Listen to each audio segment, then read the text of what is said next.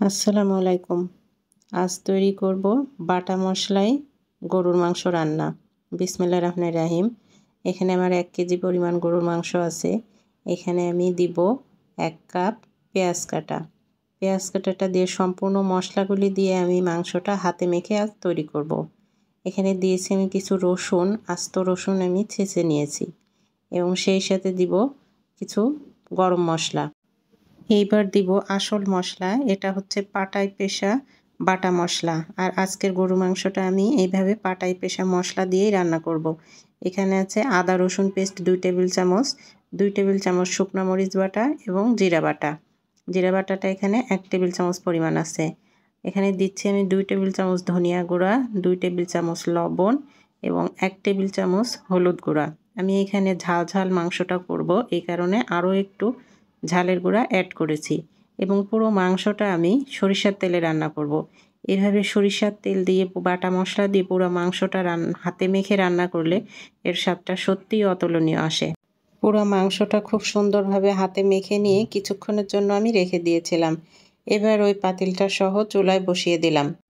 আসলে মাংস তো আমরা সবসময় একভাবে রান্না করি, মাঝে মাঝে একটু মাংস রান্নার মধ্যে ভিন্নতা আনলে স্বাদটা মন্দ হয় না, ভালোই লাগে।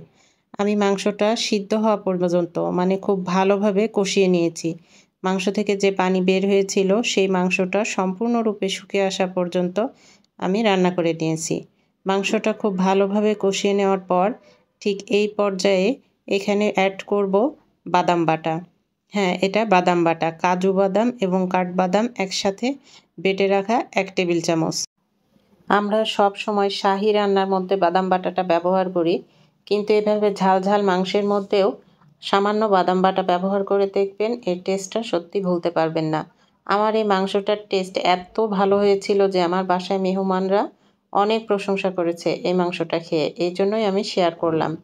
এই পদ্ধতিতে আশা করি একদিন আপনারা রান্না করে খাবেন। এখানে আমি ঝোলের পানি দিয়েছি আমার পরিমাণ অনুযায়ী। ঝোলের পানিটা সম্পূর্ণরূপে দেওয়ার পরে ঢাকা দিয়ে আমি রান্না করে নিব আরও বেশ কিছুক্ষণ। যেহেতু এটা গরুর মাংস, সিদ্ধ হতে তো একটু সময় লাগবেই। আমি বেশ আরও 10 মিনিট মতো রান্না করে নিয়েছি। এই পর্যায়ে এখানে দিব খুবই সামান্য পরিমাণে একটু চিনি। চিনিটা অ্যাড করলে যেহেতু আমি বাদাম বাটা দিয়েছি, সত্যি এর স্বাদটা অপূর্ব আসে। দেখুন আমার মাংসের কালারটা। লাস্টে আমি একটু গরম মশলা অ্যাড করেছি এবং এখানে দিয়েছি কাঁচামরিচ। কাঁচামরিচটা একদম লাস্টের দিকে, এর ফ্লেভারটা খুবই ভালো থাকে। তৈরি হয়ে গেল আমার ঝাল ঝাল বাটা মশলাই গরুর মাংস। মাংসের কালারটা শুধু একবার দেখুন। ভালো লাগলে লাইক, কমেন্ট, শেয়ার করে পাশে থাকবেন। আল্লাহ হাফেজ।